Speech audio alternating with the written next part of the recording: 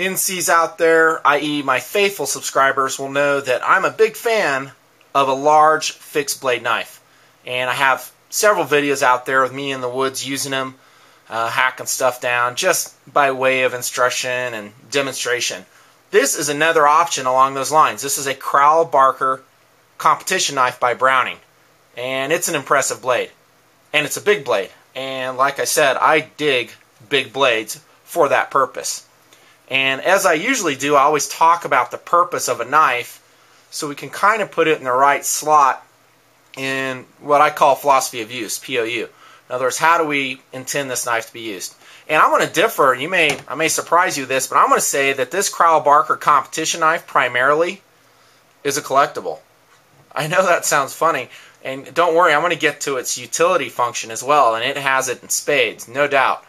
But the way they package this Crowell Barker knife is pretty excellent, if you ask me. First off, it comes in this here box like that. Okay, and it has some packaging materials in here. What I really liked is they put a slip included with the knife that's signed by the makers, James Crowell and Reggie Barker, and gives some background on how the knife came to be, talking about how Reggie Barker has won 5 cutting competitions in various states, and how James Crowell's knives, the forged knives that he produces, were specifically designed along those lines, and how these two guys teamed up and made this knife. And that's their real signatures on the card. That's cool. I like that. That is added value, if you ask me.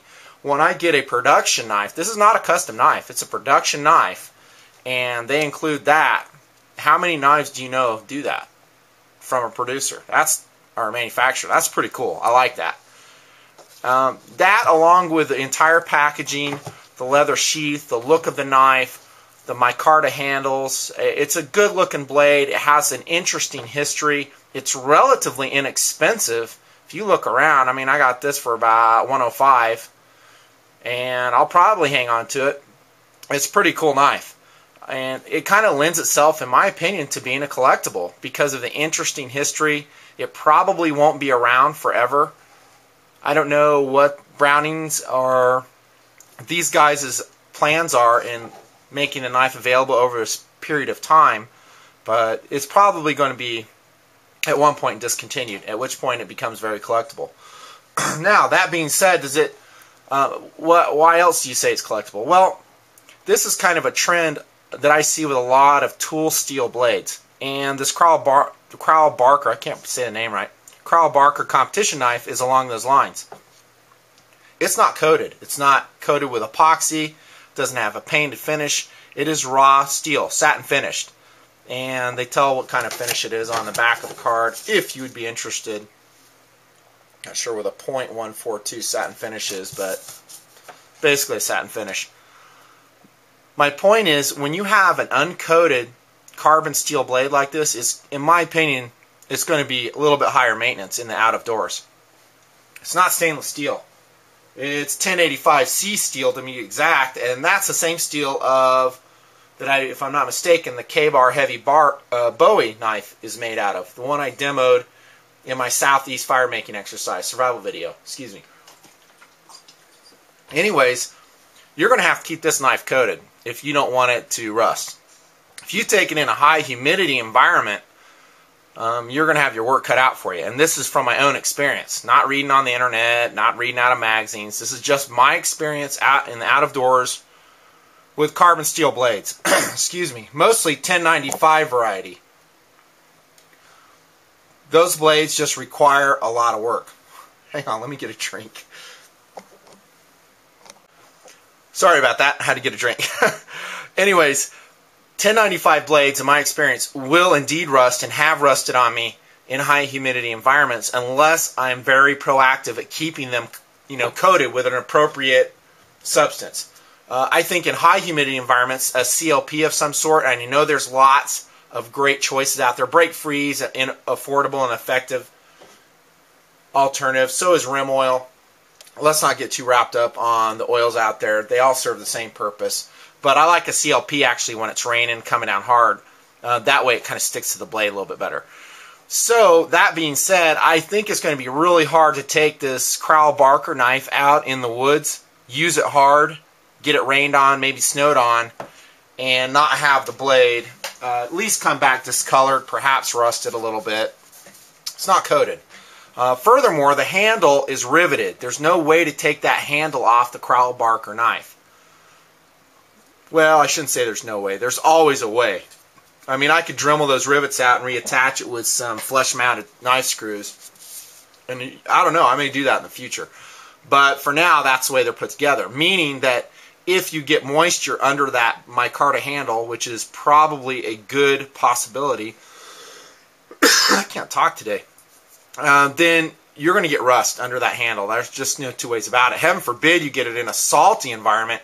If you get it in a salty environment, then it's going to be even more likely to happen. Yeah, it's a Taiwanese made blade, but like I've said before, if the quality control is good on these overseas produced knives, like it apparently is on this one, then it's not going to be an issue at all.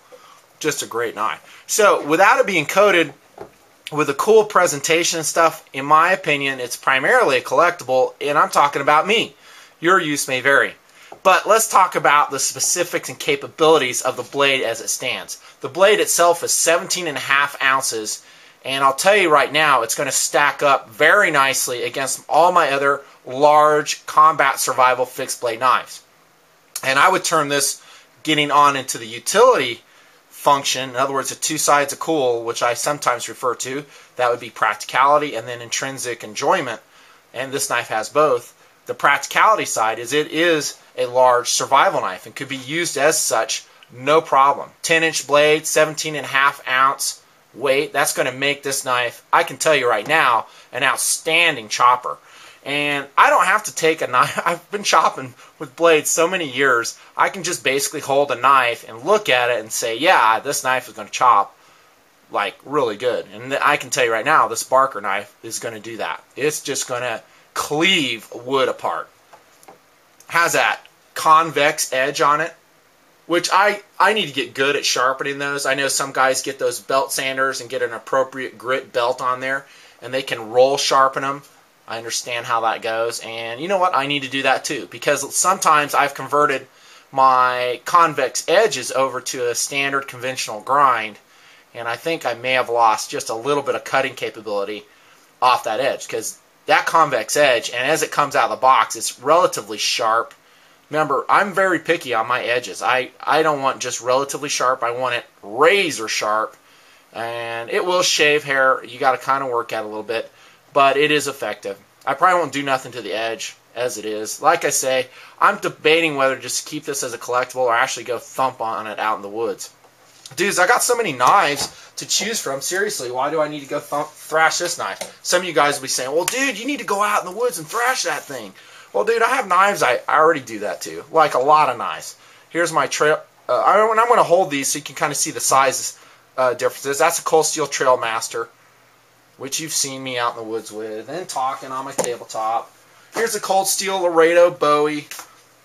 And I'm going to add here too, I guess I have some good information that this is not a full tang blade, that it actually is kind of soldered in here with a kind of a pigtail on it. So I'm going to kind of rescind that. I said that it was a strong full tang. I think I was mistaken in that. Sorry about that. But anyways, that's just an aside. You can see the size difference between that and the Crowell Barker knife. Very similar. A little bit more length, more reach with the Lorado Bowie. Still love the Lorado Bowie. You know, despite that new revelation, I like it. How about this SP10 Marine Raider from Ontario? Again, this has been shown in one of my cutting demos out in the woods. Compared against that. The Crowell Barker is about identical in size. A little bit extra weight with a Marine Raider. You can see some of the rust here on that Marine Raider as I took some of that paint off. By the way, that came from the factory that way. That didn't happen up in the woods with me. If you see the exposed relief edge, that's my maintenance. And underneath there was a little bit of rust before they covered that blade with their paint. But this is such an affordable knife, for crying out loud. Good enough by me. So it is along the same lines, and it's actually lighter than some of those knives I just showed you, this Crowell Barker. and I think it would hold up quite well in any serious chopping, wilderness exercise, a shelter building, batoning, all that. I think it would just rock. The blade itself is nicely shaped. I love the blade. It's got that interesting swedge on the top. Kind of a drop point design. And unsharpened swedge right here running all the way to the tip. And adequately strong tip too. You kind of see my tip just happens to be maybe just a little bit asymmetrically ground on that. That's just a minor issue. I don't really care. Also on my knife, the polish towards the end, I don't know if you guys can see that. It's not quite perfect. There's a little bit of pitting right there. Again, that's a minor issue with me. Not too bad. But it's just a beautiful blade shape. Very functional. Could we use this in a self-defense role? Yeah, no doubt. However, we don't have any guards here to stop any blades, type thing, quillions, I should say, that would stop any blades coming down here towards our hand. That's just a minor issue. But you bet this knife would cleave big time. Very nice. It feels very fast in hand as well. Interestingly, too, this is actually formed out of a 1/4 inch bar stock, and they do a couple things which I like to it. They taper it towards the front as it goes towards the tip here. I already showed you that. See how it goes thicker on the main spine, and then as it goes into the handle, the Crowell Barker competition knife gets thinner. That's not something you see very often on a knife. I don't know if that's their stand. I haven't looked at his custom designs. Crowell's, maybe that's something he does all the time. Obviously a full tang design there. Well, not same thickness, but at least the width of the tang is obviously the same coming down. But that's interesting. I'm a big fan of 1/4 inch, maybe even thicker blades when it comes to large outdoor chopping knives. They're going to split wood better. They're going to fall trees better. And again, we fall trees because we find the dry wood inside when it's raining or snowing outside, no doubt. And you can see the laser etched Browning logo in there. That's very cool. Barker logo. That's awesome too. How about the handle? The handle is beautiful. I love that black micarta. It's nice and grippy. I would like to have seen it radius better on the edges here. It's a little bit sharp for my liking. Right along through here. Kind of reminds me of that old Cuda combat knife. Which one was it? I might annotate it, but it had a really nice micarta handle, but it was kind of squared like this one is. And I don't think it's ultimately super. I got to be careful how I say this because I don't want you guys to misinterpret. It's a very comfortable handle, but I think it would be more so if we radius those micarta handles just a bit more. Also, my hands, again, tend to be towards the larger size. Not huge, but just large. And I would like to see a 1/2 inch, maybe even 1 inch more length on that handle. The handle's kind of small for my hands. If I glove up, then it's going to be smaller still. No thumb ramp up here, no jimping to help us out. That's kind of a miss in my book. I sure would like to do that. I'll tell you right now what I'm going to do is I'm going to go ahead and run some of that skateboard tape cut out appropriately in the appropriate width right up the spine there. Might even do it in the choil area so I can lock in on that blade should I need to go forward of the handle. I think that'd be awesome. Crowell Barker talks about how this is these are different lanyard points you can use. 1, 2, 3, and you can just transfer it, and you can actually twist it in your hand at those various points, and that way the blade will lock into your hand, and you can actually release grip without it falling. I think that's an interesting technique. Running out of time, so I got to hurry. There's your sheath. Man, I love the color on that sheath.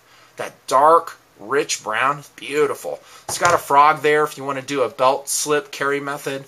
Then a standard loop. No, it's not quick detachable. It's not Kydex. But this is kind of a traditional camp, also competition knife, so I understand that. Slides in nicely. No sheath issues, other than I wish it would retain a little bit better. It is a little bit loose for my liking.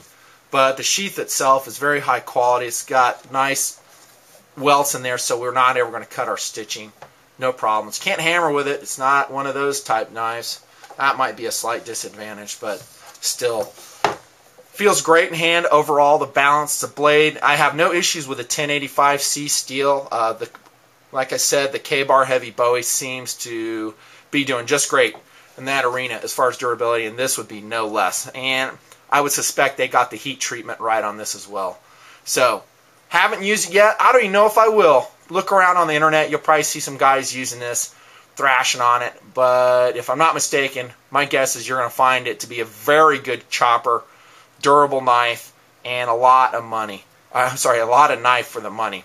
Improvements again would be maybe lengthening that handle in future versions, making the handle removable. But you know what? That might be a pipe dream because it's labeled and marketed as that, a competition knife. It's almost as if, you know, taking out in the wilderness is secondary, especially since we don't have a finish on the blade. This is Nutnfancy. Hope you like it. This is a beautiful knife. I dig it. Thanks for tuning in. Thanks for the ratings and subscribing. We'll talk to you later. Adios.